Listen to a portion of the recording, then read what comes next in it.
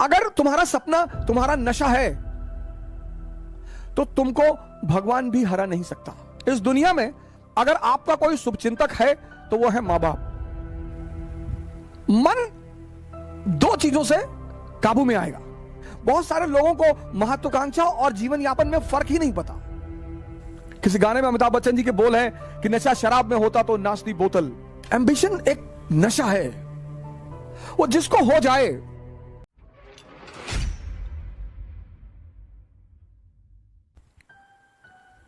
अगर तुम्हारा सपना तुम्हारा नशा है तो तुमको भगवान भी हरा नहीं सकता।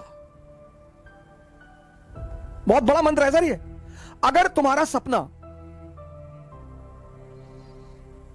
तुम्हारा नशा है, तुम्हारा जो भी सपना है। बहुत सारे लोग सपने उधार मांग के लाते हैं। हमारे पापा चाहते हैं कि हम आईएएस बन जाएं। तुम क्या चाहते हो? नहीं, हम तो बैंक में भी काम कर लेंगे। तब तुम नहीं बनोगे,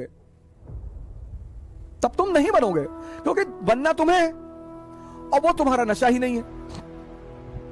जिन चीजों को भी आप समझ लोगे उनसे आप ऊपर उठ जाओगे। यह सबसे बड़ा सूत्र है सर। भागने की कोई आवश्यकता नहीं।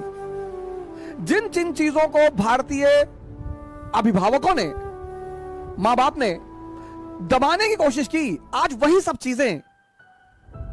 सेक्स पर बात मत करो, सेक्स पे चर्चा मत करो, सेक्स पर नाम का नाम मत लो।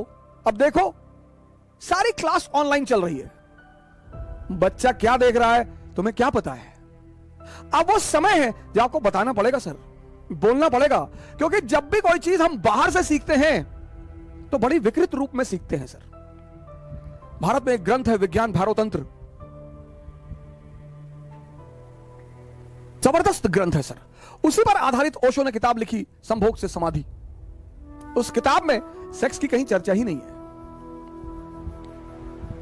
शंकर जी का बड़ा संबंध रहा नशे से। मैं बड़ा इस मामले को लेकर बड़ा चिंतित रहता था कि यार भगवान का नशे से क्या, ये क्यों धतूरा चढ़ाते हो उस पर, क्यों भांग चढ़ाते हो? सर उसका बड़ा आध्यात्मिक महत्व है। उसका इतना आध्यात्मिक महत्व है कि अगर हमारे देश का आदमी समझ जाए उस बात को, और वो सबके लिए है सर। मन दो चीजों से काबू में आएगा, या तो नशे से या ध्यान से। और शंकर जी का संबंध दोनों से है। मजेदार बात देखिए, प्रथम योगी माने जाते हैं विश्व के, ब्रह्मांड के। मन जो है वो दो चीजों से काबू में आएगा। एक तो नशे से, पर नशे से वो कुछ समय के लिए आएगा। कुछ समय के लिए आपको दुनिया का सारा दर्द भुला देगा, 4 घंटे 5 घंटे 6 घंटे, लेकिन 6 घंटे बाद वो फिर जिंदा हो जाएगा और दर्द हो जाएगा। फिर जब और दर्द हो जाएगा तो व्यक्ति फिर और नशे की तरफ भागेगा। फिर ऐसा हो जाएगा कि वो नशा उसे मार डालेगा। तो वो नशा, वो धतूरा, वो भांग, वो गांजा, ये जितनी भी नशे की चीजें हैं, ये भोलेनाथ पे चढ़ाई जाती है कि प्रभु ये तुम ले लो और ध्यान हमको दे दो। भारतीय संस्कृति के सुपरस्टार है सर, सुपरस्टार। पौरुष पर बल देते हैं। कपड़े पे ध्यान मत दो, कुर्ता पजामा डाल लो, निकल लो। ताकत होनी चाहिए कि प्रधानमंत्री के दरवाजे पर खड़े हो जाओ तो भागते हुए बाहर आ जाए। ये सब सूचना दे रहे हैं वो। टाई वाई लगा के, 50,000 का जूता पहन के, डीओ लगा के क्लर्क के सामने जाके खड़े हो कि विधायक जी से मिलना है। वो बैठा है, विधायक जी से मिलना, विधायक जी बिजी है। पता लगा विधायक जी अंदर दहला पकड़ खेल रहे हैं। बहुत सारे लोग जीवन यापन के साधन ढूंढ रहे हैं, एम्प्लॉयमेंट के साधन ढूंढ रहे हैं। बहुत सारे लोगों को महत्वाकांक्षा और जीवन यापन में फर्क ही नहीं पता। महत्वाकांक्षा एक नशा है।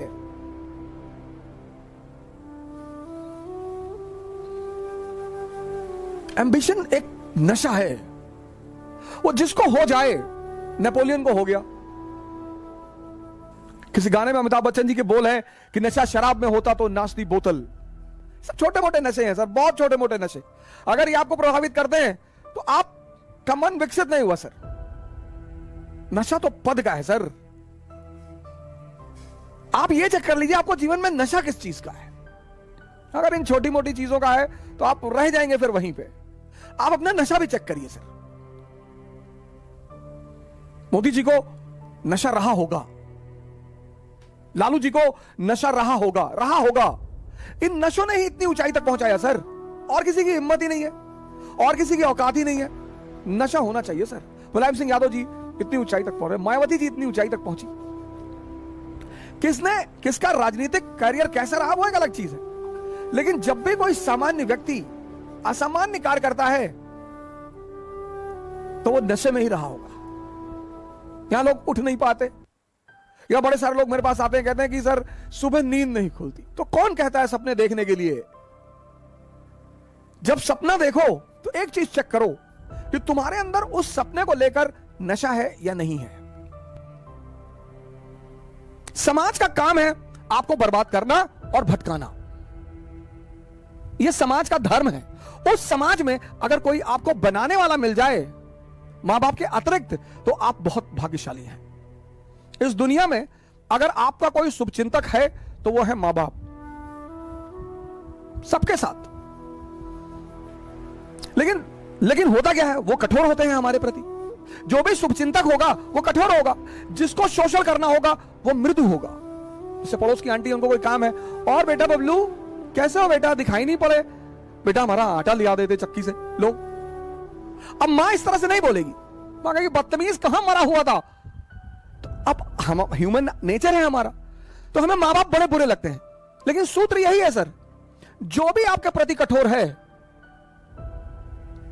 वो आपका भला सोचता है, और जो भी आपके प्रति मृदु है, अच्छा बोलता है, आपकी सिर्फ तारीफ करता है, वो आपके शोषण के फिराक में है।